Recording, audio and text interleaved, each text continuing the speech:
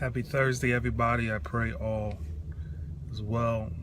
My name is Michael Gibson, and I'm talking about why I go to church. I labeled this to be less disappointed in the power of the seed. One thing that I can tell you that I love about the Word of God, and that I love about God Himself, is that He is always revealing. If you're open, you can always get a new revelation. Hey, Sister Grimsley, and happy birthday again. The flowers are beautiful. You can always get a new revelation. Hey, Marvin, you can always get a new revelation about God. And today, a new revelation just kind of jumped out at me, so I wanted to share it. Many times we go through life feeling disappointed. That may be a reason why many have walked away from God. Many has walked away from the things that they thought that they love because they feel disappointed. Well, I go to church because I'm beginning to learn to be less disappointed. When you study and learn the ways of God and you begin to understand how God works, how He operates, hey Joe, you will be less disappointed. So when I was studying this week, some things jumped out at me. The reason why I have felt disappointed is because I didn't understand truly how God operates. So God said, as long as the earth remains, there will be seed, time, and harvest. God made man to till the garden. He said He made this garden. It was beautiful. And in the garden, He gave every tree a seed to produce after its own kind. But He looked around and He said there wasn't any man to till the garden, meaning that there wasn't any man to work the garden. So He had to create man. He didn't have to, but He did create man to work. So the reason why we are so disappointed is because we haven't got the full gravity of our situation. Our blessings will come in seed form. The answers to our problem will come in seed form. God doesn't make trees. He gives seed. When you grasp that, you really will be less disappointed, because sometimes you're reflecting, you'll say, God didn't answer me. God, I wanted this to happen, so why did this outcome happen? Or I prayed for this and I didn't get that. So just to give you a better illustration, God doesn't make furniture, but He'll give you a tree. God doesn't give you furniture, but He'll give you a tree. But He didn't really give you a tree. He gave you a seed. And it's how you view the seed will determine if you'll ever be able to create furniture. Because God put man in the garden to work. So the seed that's in your hand will never bloom in your life. A seed that is laid on the ground will never grow. In order for the seed to grow, man must work. Man must till the garden that God has set before you for you to see any harvest in your life. And to go back to my original statement, there is seed, time, and harvest, or seed, process, and harvest. Seed, unless it dies and go into the ground, it will not bring forth fruit. So to be less disappointed, you must begin to comprehend how God operates. When God wants to give you something, it comes in a seed. That seed most often will be a thought and an idea that can cause increase in your life. That seed will be something that you might need to modify, a behavior modification, that if you do it, it will take root in the life of your life or cause a chain reaction into someone else's life.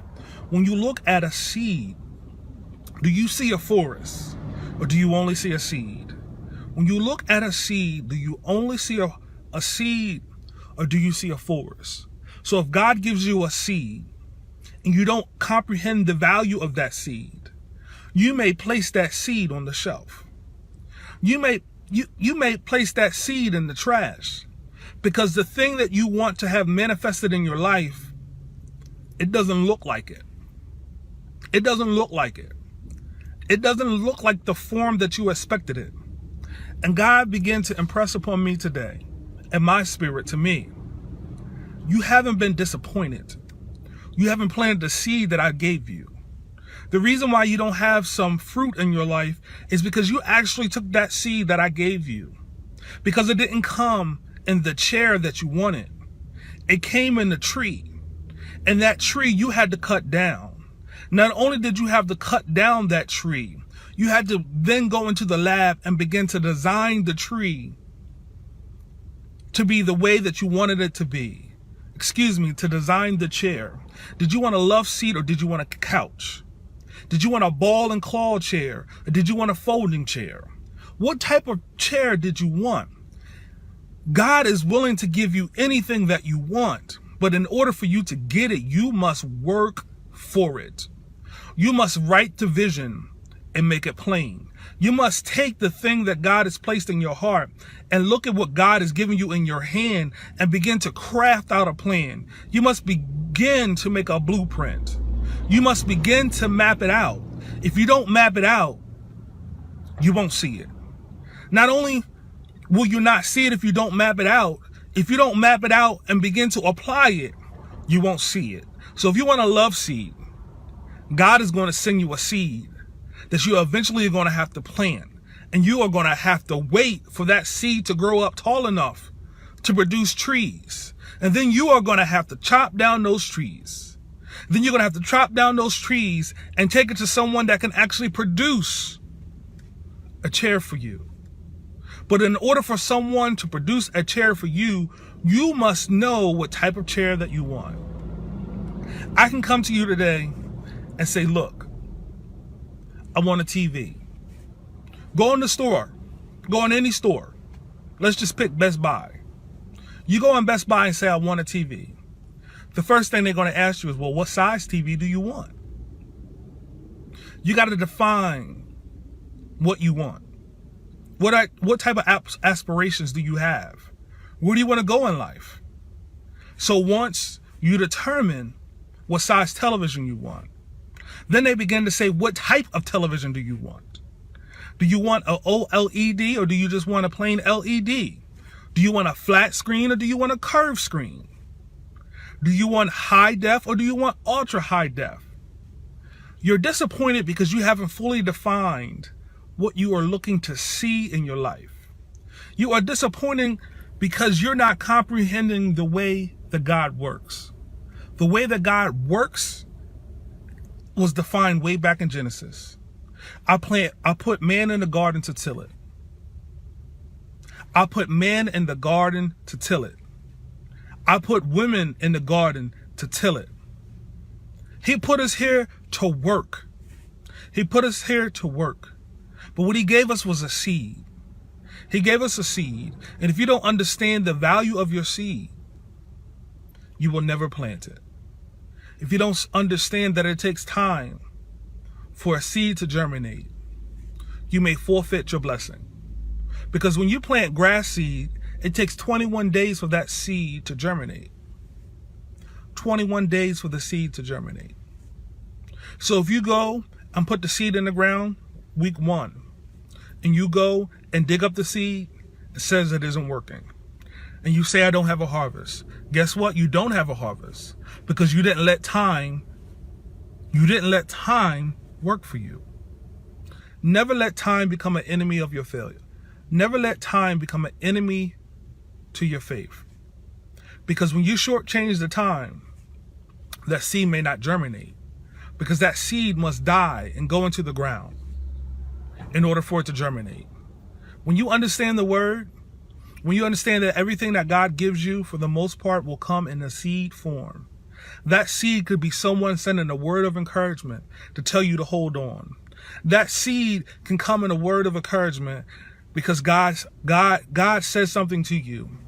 And the doctor may have said something else to you. And you're feeling like, I'm not going to make it. And I'm going to go under. Someone can come to you and say, guess what? This is what God did for me. That's a seed sown. and you're thinking that God didn't heal my body. Now God just gave you another seed of faith for you to plant. God is just giving you another opportunity to grow yourself. We're disappointed because we are looking for God to give us love seats and couches. God has given us a seed for us to plant, which will produce a tree, and we must design the type of furniture that we want to see in our life so we can take it to a manufacturer to produce it. This is a chain. No man is an island. No man is an island. Iron sharpens iron. You must get around some people that can help your seed grow, that can manufacture the dream that God has produced for you. But the dream that you have will never manifest if you don't write it down and begin to work on it. If you don't begin to create specifically what you want to see. Because when you go into Best Buy and pick a TV, there's hundreds of televisions. Literally. You can go from a 24-inch to a 70-inch. What type of TV do you want? What type of connections do you need? You got to determine that for yourself. And when you realize that this is how God operates, you'll live a life with less disappointment. You'll have a life with more fulfillment. Even in death, when I read that scripture, it says, unless a seed goes to a ground, it will not bear forth much fruit. The seed must go into the ground. And when you go into the ground, that's a lonely place. Some of us won't put our seed in the ground because to put your seed in the ground, you must bury it. You actually have to dig a hole. You actually have to be isolated. You actually might have to feel like no one is with you. But because you understand what the seed is doing, because you understand that this seed will produce a harvest that no one ever can take from me, you are willing to put the blood, sweat, and tears to dig the seed's grave.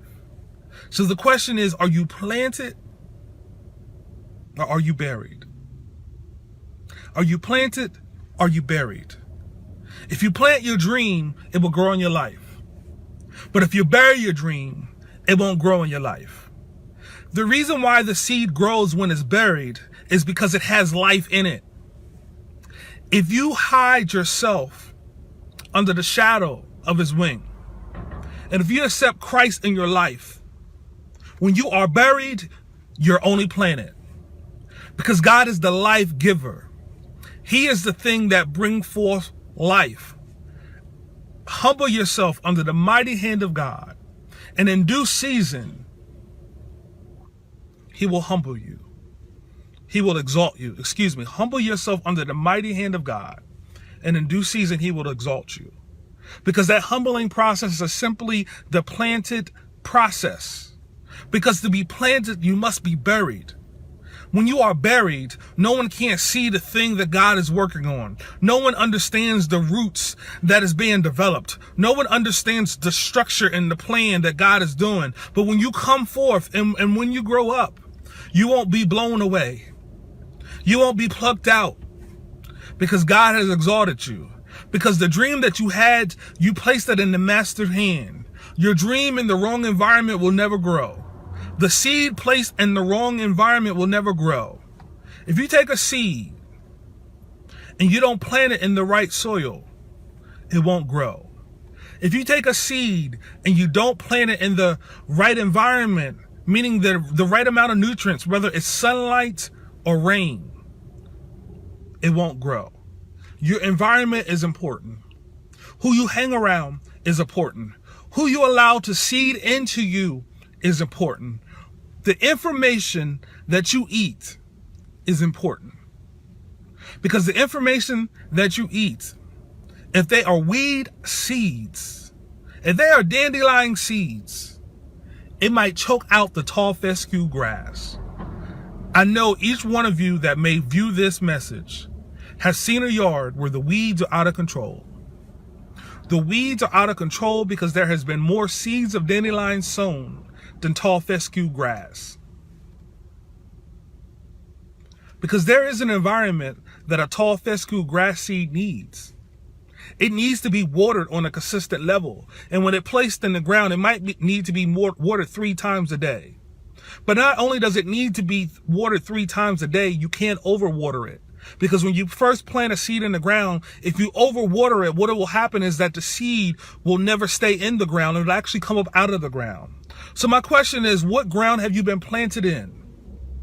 What ground are you planted in? Are you in a place where your soul and your mind can be fed, that you understand that God is not burying you, that God is simply planting you so that you can grow? You have to stay in a place long enough to grow roots. You have to stay in a place long enough to grow roots. You will live a life with less disappointment when you understand that God has produced a seed to meet every one of your needs. And when I'm saying seed, I am not talking about money. I know in this modern days, every time you hear a seed, you think money. Seed, time, energy, and money, right? Time, energy, and your money. Your time, your energy, and your talents. Giving of yourself when you don't feel like it. That's a seed sown. Stretching yourself when you don't feel like it is a seed sown. It will produce a harvest if you stick with it long enough. You'll live a life with less disappointment when you understand that as long as the earth remains, there will be seed, time, and harvest. As long as the earth remains, God is going to give you a seed. And it's how you treat the seed will determine the harvest that you see in your life. So you won't have to be disappointed when you understand that God is not giving you a love seed. He's going to give you a seed that becomes a tree. That tree will become wood that must be harvested and then manufactured into the love seed. That blessed me when I heard that today. When I got that revelation that God, it's not that he hasn't been showing up in my life. It's not that God hasn't been performing for me. It's not that God has forgotten about me.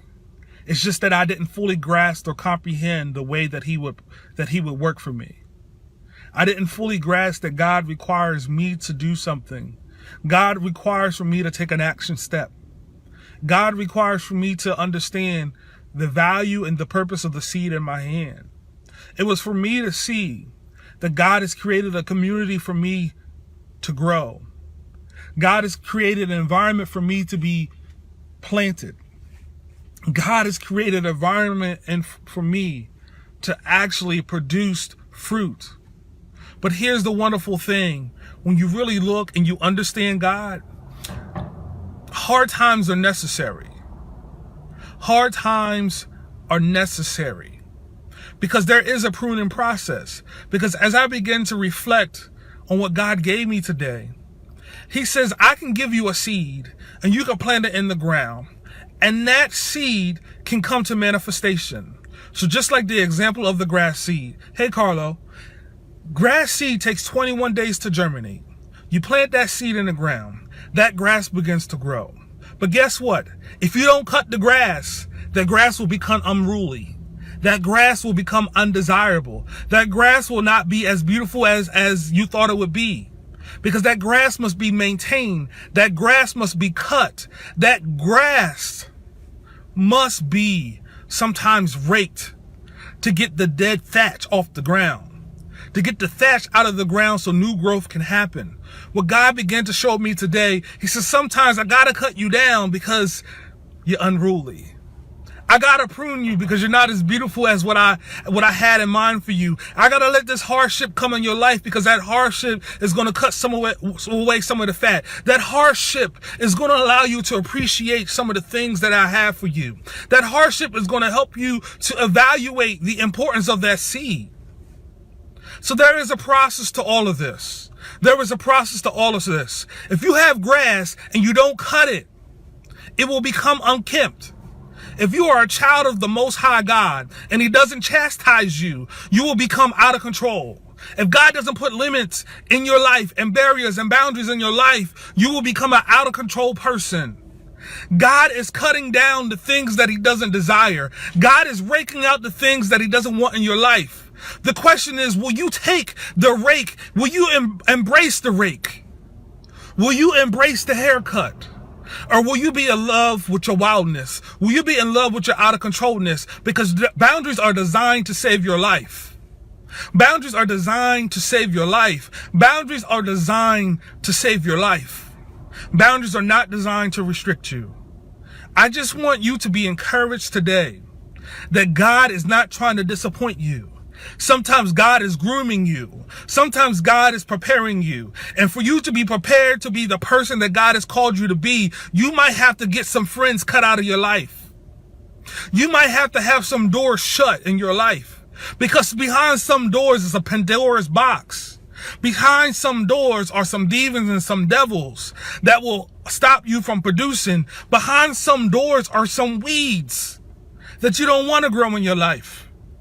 Behind some doors are some things that we call undesirables.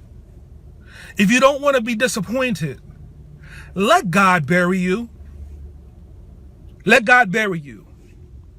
Endure that process, because in that process comes a tree.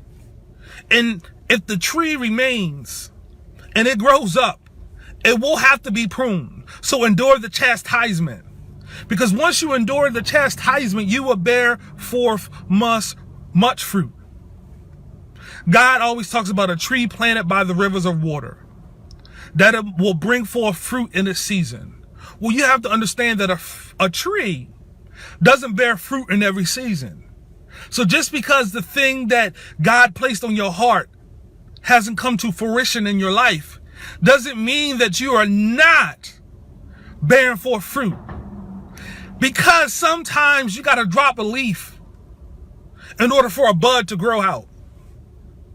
And when the bud grows out, it must be pollinated. That means something else must come in and infuse that bud for pollination to happen. A bee, something that we don't like. A bee, something that may appear to be dangerous. A bee, something that will sting you, will come and pollinate that tree with something else. So a tree that is planted but doesn't have pollination won't grow properly. I had a blueberry plant, and they said in order for that blueberry plant to grow, I need to get another type of blueberry plant to cross-pollinate that thing. I had to get another type of blueberry plant to cross-pollinate that thing. Iron sharpens iron. A friend will uplift the countenance of his brother. We can't go at it alone, because I might need someone else to cross paths with me that can pollinate me, that can help my dream and aspirations come to fruition. Stop being by yourself. Get around other people that can enrich your life, that can enrich your soil, that can enrich your bud. Because a bud doesn't always bloom into a flower. A bud doesn't always bloom into a flower. I had a tree that budded, but a storm came and it killed the bud. But guess what? If I'd have knew that the storm was coming, if I had somebody in my life that said, guess what? A storm is coming. Let's put this thing, let's cover it up. Because you know when you have a flower, right? And they said, guess what? A frost is coming. If you have a flower and the frost comes, it can kill the blood. But when God placed people in your life that can forecast the season that you're in, that can say, guess what? You might need to cover yourself up. Because if you leave yourself unchecked, it might die. You will get less disappointment in your life when you understand that God will give you a seed, but it's up to you to nurture the seed. It's up to you to plant the seed. It's up to you to protect your seed. It's up for you to cover up the seed until it grows. And then it's your responsibility to cut back those seeds. I know we've all seen people that have landscaping that is out of control. That have landscaping that out of control. The bush is blocking the window. You used to have a view that you could see, but because you haven't cut down that bush, it blocks your whole window. I have neighbors that have bushes where you can barely get into their doors because that arborvitae is just too big. They need to cut it down. The thing that was beautiful now blocks their view and they can't see fully. You have to be willing to be planted. You have to be willing to be pruned. And when you understand that the pruning process is The loving process. Because God said, my sons are those that endure the chastisement. See, Joseph, he was buried in the pit. Joseph was buried in the pit. Joseph's loyalty was questioned by the woman. She wanted him so bad, but he held on to the dream that God gave him. He endured the pruning process because she stole his coat and said, this man that you have in the house made a pass at me. But because Joseph remained in the vision that God gave him, he endured the burying process of the pit. He endured the pruning process of the wife, that he was exalted to become the mighty tree that God called him to be. Are you bearing fruit in your family? Or are you throwing away your seed? Reevaluate your life. Has God failed you, or have you failed yourself because you didn't recognize what God was doing? You thought God was giving you a love seat, and in fact, he was just only giving you a tree. The tree is no good if you don't write out a design for it, if you don't count the cost for it. Write the vision and make it plain. Write the vision and make it plain. I don't know who this message is for, but I want you to stay the course. The thing that God has planted in your life, the thing that God said will come into your life, you got to work it. Because way back in Genesis, God put man in the garden to work. God put man in the garden to work. Unfortunately, in the church today, some are afraid to enter the pain. Bro, you're right. Because the pain requires you. Pain requires you to be uncomfortable. Pain requires you to be uncomfortable. But one thing I know about God, he is uncomfortable with you being uncomfortable. God is comfortable with you being uncomfortable. God is comfortable with you being uncomfortable. Please, please, please. Growth and comfort don't go in the same sentence. Growth and comfort don't go in the same sentence. In order for that seed to grow, it has to be isolated. It has to be by itself. It has to take some fertilizer. Yeah, for that seed to grow, it has to be fertilized. For that seed to grow, it has to be rained on. So guess what? In your life, you're going to have to put up with other people's fertilization. In your life, you're going to have to put up with some rain. In your life, you're going to have to get wet and dirty in order for you to grow into the thing that God wants you to be. In order for you to be the thing that God wants you to be, you will have to endure some fertilization. You will have to endure some heat, because it is the sun that brings the heat. It's the sun that brings the heat. If you were a seed that only got placed in the dirt, that only got rained on, but didn't take any heat, you wouldn't grow. This thing is a process. This is a process. You're going to have to get dirty. You are going to have to get wet, but you're going to have to endure some heat. Through all those things, bursts a plant that will be useful, a plant that will be productive if you give it time. Give your life time to produce. Give the vision time to produce. And I guarantee you, you will not be disappointed. God has given us all gifts and talent. The question is, what are you doing with the gifts and talent that God gave you? Some of us are frustrated because we are in the wrong environment. God placed a gift and a talent on the inside of you, but that gift and a talent won't work in the wrong environment. It's not that God didn't give you something that will grow. You didn't understand or comprehend the thing that God gave you, and you planted yourself in the wrong environment. You planted yourself in a group of bitter people. You planted yourself in a group of people that have low aspirations. I'm calling you today. If you're listening to me today, check your circle. Check your environment. If what you have in your life is not producing what God has intended, it might be the environment. One, it might be that you're malnourished, that there is not enough water. Because we all seen in the month of July a bunch of brown grass. The reason why the grass was brown is because heat was being applied with no water. When God applies the heat, he expects you to get watered. When God applies the pressure, he expects you to go into his word so that his anointing can flow over top of you, that you can take the heat that he's giving you. This thing is a cycle. God talks about agriculture so much. And if you don't grasp what that means, you will live a life fully disappointed. I don't want you to be disappointed. God is showing me that I don't have to be disappointed. Even in death, I don't have to be disappointed. Because some seeds have to die to bring forth fruit. Some seeds have to die to make you plant your seed. Some things must die to make you move.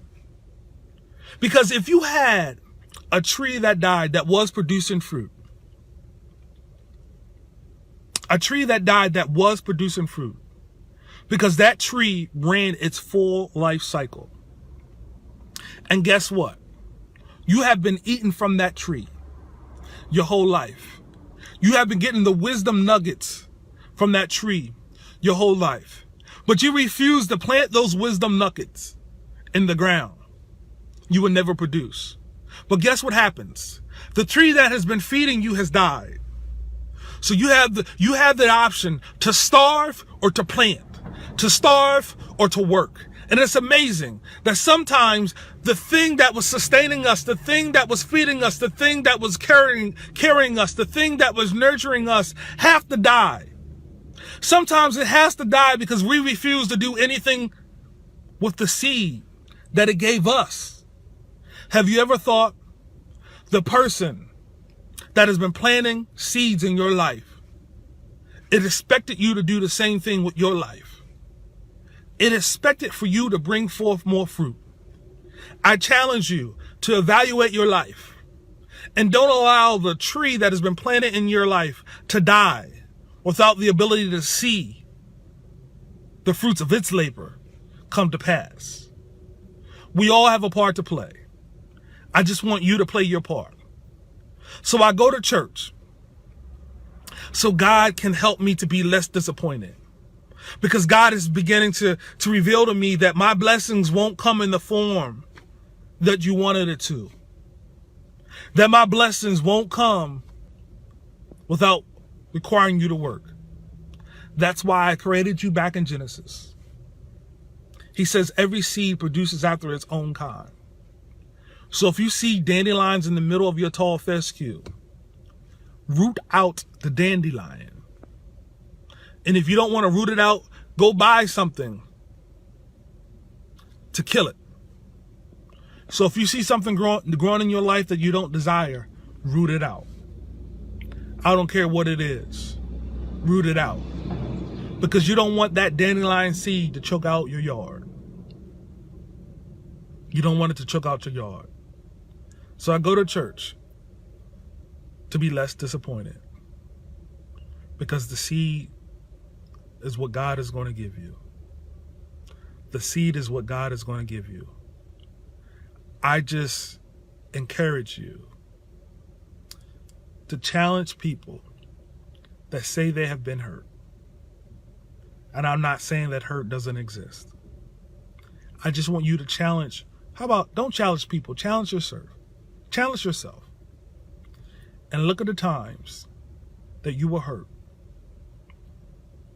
Were you hurt because you were disappointed because the outcome that you thought was going to happen didn't happen?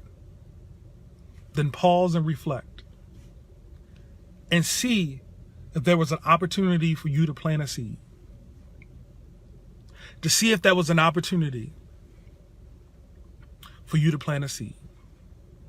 I guarantee you, if we all take self-evaluation, and if we all take the blinders off our eyes, we all can look at moments in our life that God actually gave us the seed. But because we are offended, but because we are afraid, because we didn't want to be buried, we didn't plant that seed.